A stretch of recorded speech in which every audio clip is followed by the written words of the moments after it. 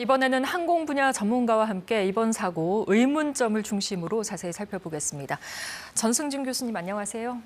네, 이번 사고는 관제탑에서 새 충돌을 경고한 직후에 사고기가 메이데이를 선언한 것으로 알려졌습니다.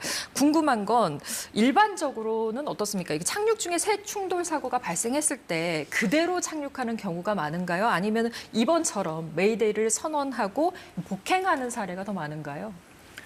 그건 케이스 바이 케이스인데요. 조종사가 생각할 때 안전하게 착륙이 불가하다고 판단이 되면은 고라운드, 그러니까 복행을 할 수가 있고요. 대신에 이제 다시 접근할 수 있는 정상적인 접근 절차를 거쳐서 착륙을 재시도할 수 있는 조건을 갖추어야 다시 진행을 할 수가 있게 되겠죠.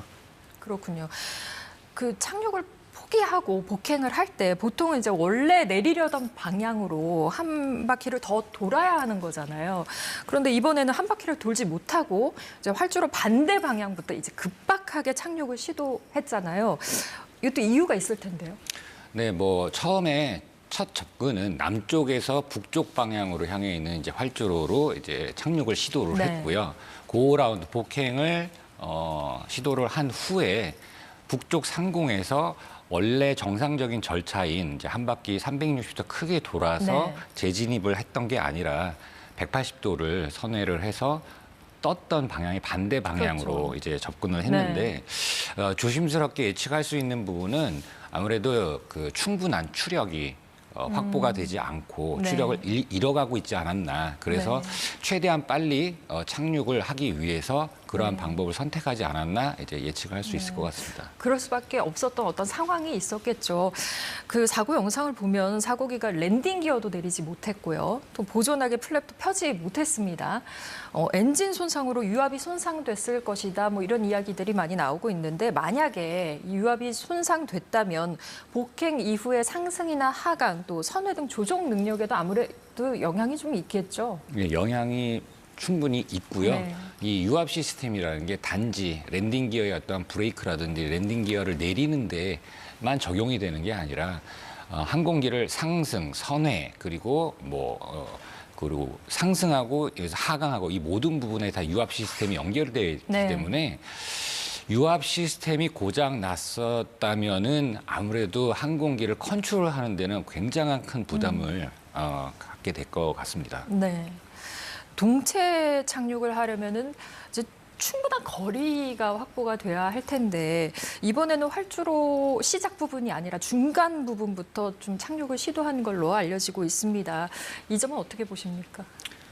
동체 착륙에 대한 매뉴얼은 솔직히 없습니다. 없어요. 존재하지는 않고 그리고 훈련 과정에서도 그러한 동체 착륙 훈련을 하고 있지는 않거든요. 그렇군요. 대신에 이제 착륙에 필요한 외장 형태를 갖추지 않은 상태에서 엔진을 끄고 글라이드로 착륙 접근하는 훈련을 받기는 하지만 아무리 랜딩 기어가 있고 없고를 떠나서 앵커님께서 말씀하신 대로 착륙 존이 아니라 그 이후에 중간 지점에 터치다운을 했다 그러면은 랜딩 기어가 있었다 하더라도 충분한 활주거리가 확보되지 않았을 수도 있다라고 생각할 수 있게 되겠습니다. 네.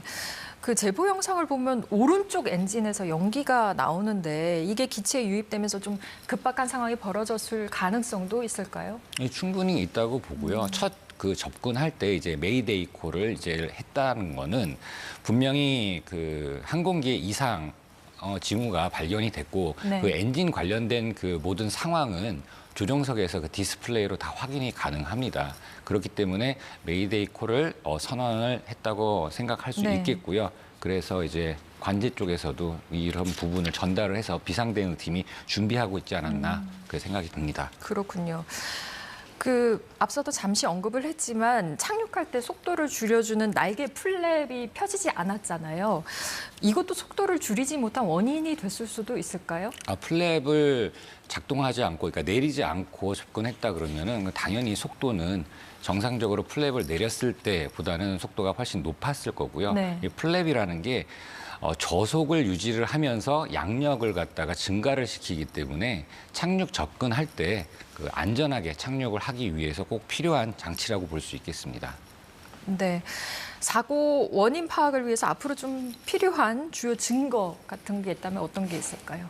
사고의 정확한 분석, 파악을 위해서는 이제 모든 비행 기록 장치라든지 블랙박스, 그리고 과거의 정비 이력서부터 조종사, 승무원 모두의 인적 관리 부분에서 어떻게 진행됐는지 전반적으로 다 확인을 해야 되겠지만 가장 이제 핵심이 될 수 있는 거는 비행 기록 장치와 이제 블랙박스가 아닐까 생각이 듭니다.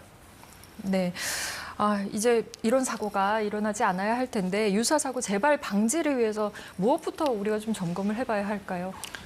지금까지 정비나 예방 시스템 모두가 허술했다고는 할 수가 없고요. 네.